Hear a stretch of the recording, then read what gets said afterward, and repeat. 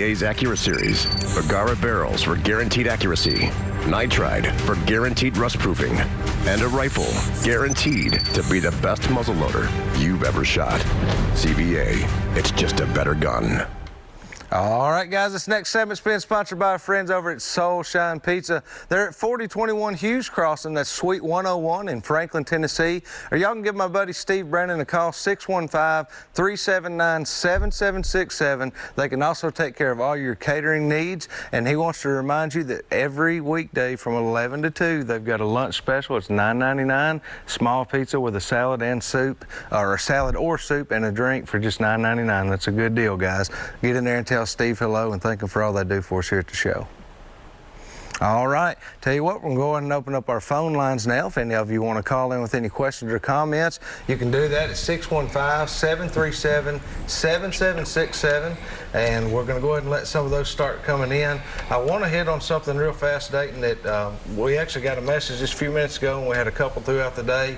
We've been talking bass fishing tonight, but we've had a great week. I mean, probably the best first week I've ever had of turkey season, and a lot of folks are asking what's going on with the turkeys right now. So they, you know, the birds were really grouped up when season opened a week and a half ago, but in the turkey world, a lot changes in a week and a half.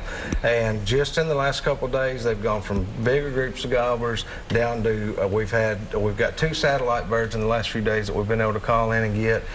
So they're starting to split up and do their thing. Right. It's a good time right now, in my opinion, if you get to choose right now between hunting at daylight until 8 or 9, 10 in the morning, or you can get your stuff done that morning and go between, say, 10 and about 2 or 3, that's when I'd be out there right now. If you can get inside that bubble from 10 in the morning on, it's a really good time to do that right now. You know, Mike Faust and Beth, some friends of ours, you know, text me earlier, and that's some information they was wanting to know, because, you know, it's that time of year, and a lot of people don't know what's going on. It is. Everybody thinks you got to run in the woods and owl hoot at daylight, and if you don't hear nothing, get in the truck and go home.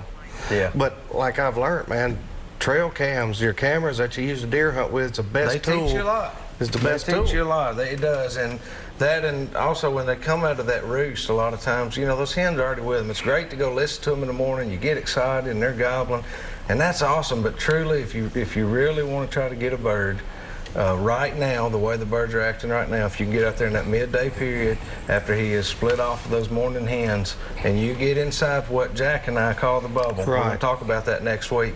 But if you can do that, it's a good time. So you don't necessarily just roost your birds? No, not actually. A lot of times we don't now. A lot of times we go out midday and we try to locate them and figure out a way to get close enough into them to call them. We call them in, but we try to get inside a certain area before we start calling. But we've got a few calls here tonight. Let's go ahead and start getting those. Tony, how you doing tonight?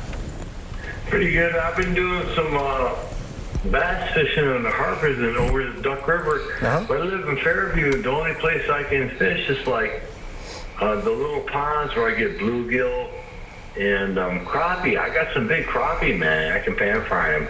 And then, of course, I don't want to tell anybody, but Little Boy Park, they have big catfish down there. So I got to go all the way over to the Duck. I really prefer the Duck River, but the Harpers is really close to Fairview and Bellevue. Yeah. But how wide does it's like not a river like the Illinois River, Missouri River, or Tennessee River is weird. It's a weird river. So how big does a river have to be before it's a stream, and then it's called a river? A stream is like 8 feet, and then a river is like a mile. So what's in between that? And then I'll shut up and let you talk. All right, thank you for calling tonight. You know, as far as a direct definition on that, I don't know what I could give you on, because we have areas that we fish that are streams that we call creeks. You know, it'll be such and such creek, so on and so forth. And then a lot of your rivers, like the Tennessee River versus, say, for example, the Duck River or the Elk River or something like that, there's a big difference in size there. The Caney Fork, you know. I think it's going to be different in areas. I don't know that we have streams here. I think, like you're saying, ours are creeks and rivers, but Have you ever heard of a stream? I don't know, but we're going to have to get information. We'll find out. Get some more information on that. Y'all know how it is. If you ask us something I don't have a direct answer to, but that is an interesting question as far as we have branches. There's branches. Yeah. You know what I mean? Yeah, I'm telling you, that's a great question. We'll try to find out some more about it. But I will say where you're at in the Duck and the Harpeth River are both excellent bodies of water to be fishing in Middle Tennessee. And there's state parks. All of our parks have got great fishing in the ponds and the lakes. Where did we go the other day? I told you that we needed to go to. It's right in Nashville. The big lake that rents the boats. Yeah, I can't think of the name of it. You had to ask me. And it's full of bluegill, crappie, and everything. And you can take your own boat, no motors, trolling motor only. And there's a lot of state lakes like yes, that. Yes, they're full of fish. State of Tennessee has those all across. You can go to their website and find all that information out. You can get maps, regulations. Yes. Who do we have on 2? I'm sorry. Marrowbone Lake. That was right. It was Marrowbone Lake. Larry, how are you doing tonight? Larry, if you can you turn your TV off or turn it down for me? Yeah. We'll have to go ahead and cut it. Yeah. And it seems to happen every few weeks. You'll get feedback, guys. If you call, you got to turn your TV off in the background. Or go to another room. There's something about that it just makes it tough to do.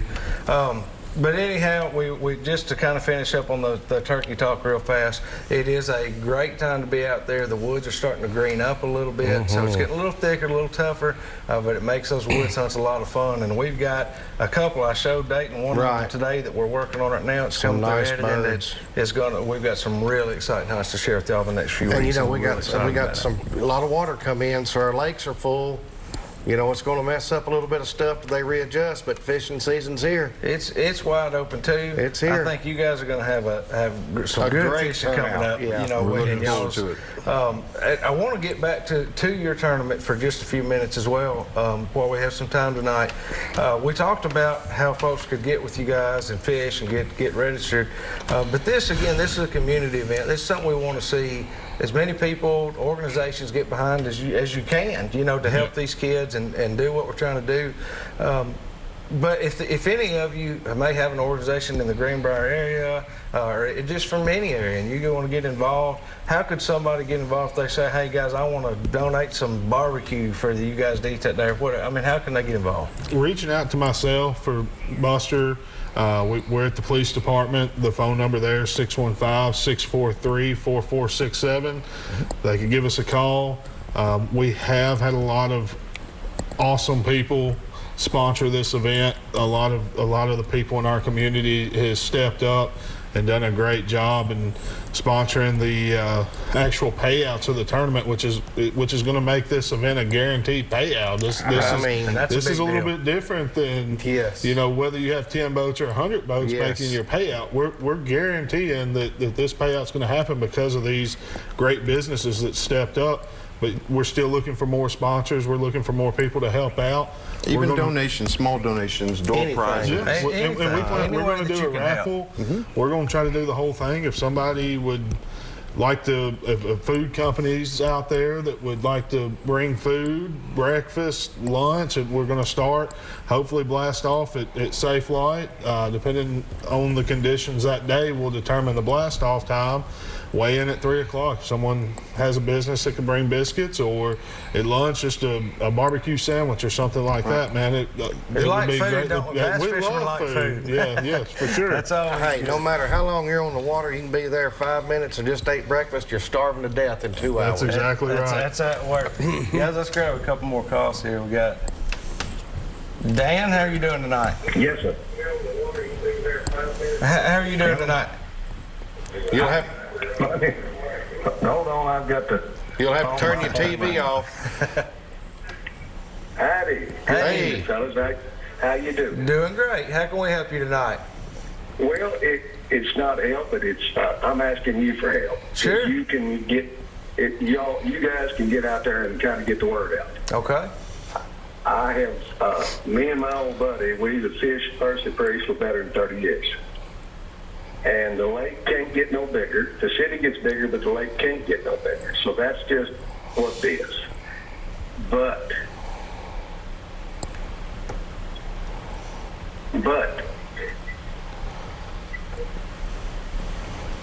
Go ahead.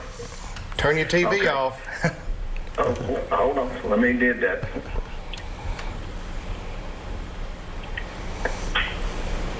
The things I have seen, and everybody's got a right to be out there on Lake Pass a good time, and I understand that.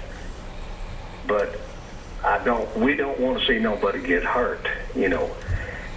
The young people with the kayaks, we have seen that, and that's fine. That's just fine. Ain't nothing wrong with that.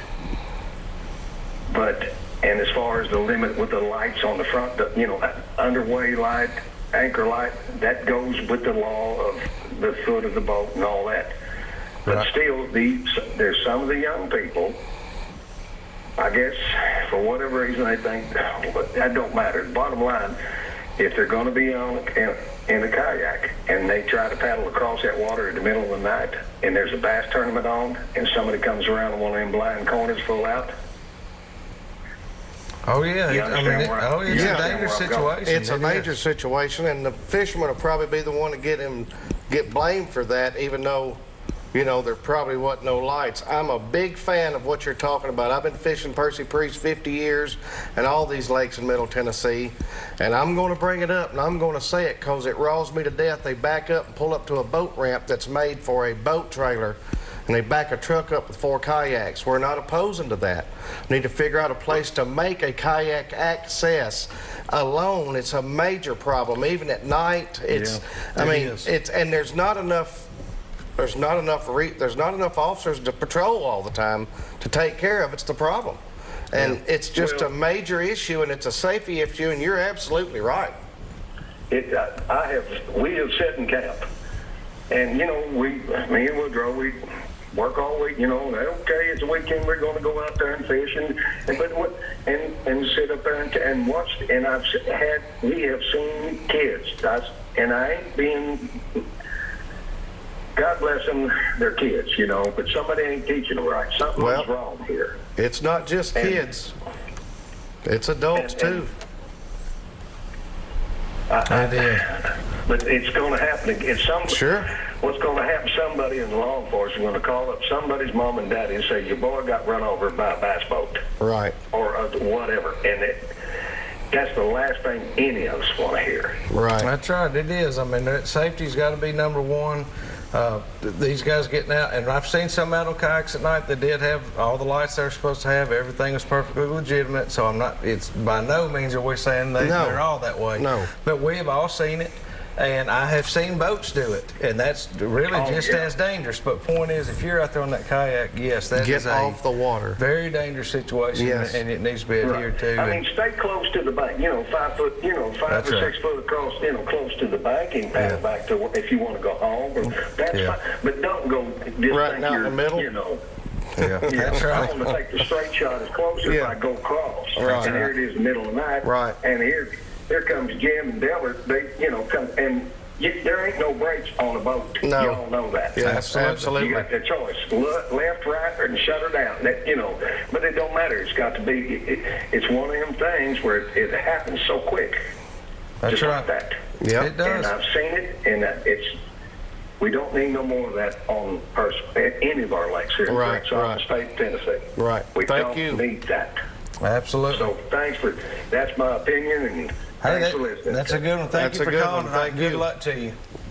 All right, man. Have a good night. Hopefully. Bye.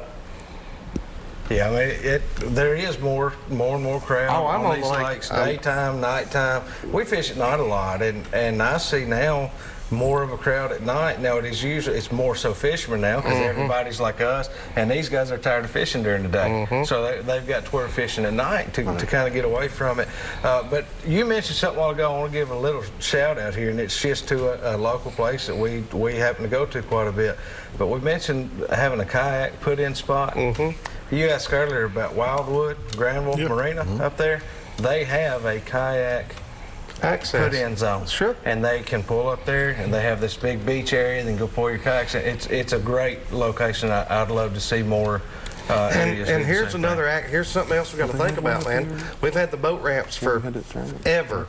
Now you got these kayakers that's parking a car where a boat trailer is really supposed to be. It's a 30-foot parking spot, and there's one car, so you do that 35 times, well, there's 35 boat trailers that can't put in, and there's something really needs to be balanced on that, I feel. We'll have to get more parking for sure in a lot of these areas, especially around Percy Priest, Old Hickory Lake. Just it's fair for them to be able to share the lake like we do, and we need to get an access area. We need to accommodate it. That's right. That's right. Make a place for them also. Well, guys, we're going to get ready to take another quick break, and we'll be right back here in just a minute with some more Southern Woods and Waters.